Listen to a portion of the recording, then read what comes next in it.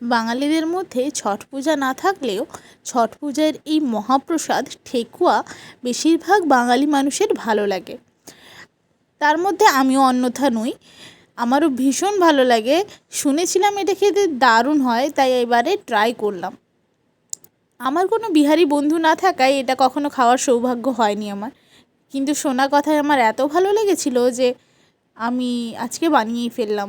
আমি 2 কাপ আটা, half cup সুজি, গুড়, তার সঙ্গে মৌরি, কাজু, তোমরা এখানে নারকেল ইউজ করতে পারো, ঘি দিয়ে ভালো করে শুকনো উপকরণগুলো মিশিয়ে নিয়েছি। তারপর অ্যাড করেছি সামান্য চিনি। এটা তুমি দিতেও পারো, নাও দিতে পারো, অপশনাল। চিনি দিলে এটা একটু বেশি খেতে ভালো হয়। শুকনোভাবে সব কিছু মিশিয়ে নেওয়ার পর গুড় মাখানো জলটা অ্যাড করছি। এখানে গুড়কে আমি কিছুক্ষণ জলে ভিজিয়ে রেখেছিলাম, তারপর ছাঁকনি দিয়ে ছেঁকে নিয়েছি যাতে গুড়ের যদি কোনো নোংরা থাকে সেগুলো বেরিয়ে যায়। এখন আমি অল্প অল্প গুড়ের জল দিয়ে আটাটাকে মাখিয়ে নিচ্ছি। আটাটা একদম শক্তও হবে না, একদম নরমও হবে না, ঠিক এমনভাবে একটু শুকনো শুকনো করে মাখতে হবে। দিলে ঠেকুয়াগুলো খুব সুন্দর হয়। কিছুক্ষণ আমি 10 মিনিট রেস্টে দিয়েছিলাম।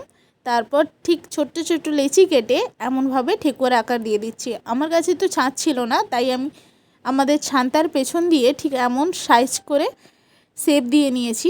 তোমরা দেখো, বলো তো কেমন লাগছে। আর পাতাগুলোও করেছি চামচের পেছন দিয়ে।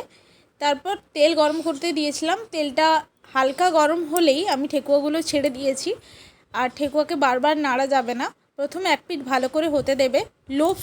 লো টু মিডিয়াম ফ্লেমেই ভাজার চেষ্টা করবে, তাহলে এটা মুচমুচে হয় আর ভেতরটা ভালো কুক হয়। তারপর আমি আরেক পিঠ ভালো করে ভেজে নিয়েছি। দেখো সুন্দর মুচমুচে হয়ে গেছে। প্রথমটা তোমাদের নরম মনে হলেও বাতাসের সংস্পর্শে এটা পরপর শক্ত হতে থাকবে। এটা তোমরা 10-15 দিন আরামে প্রিজার্ভ করে খেতে পারো বিস্কুট হিসেবে। এটা চায়ের সঙ্গে খেতে দারুণ লাগে। অবশ্যই ট্রাই না করে থাকলে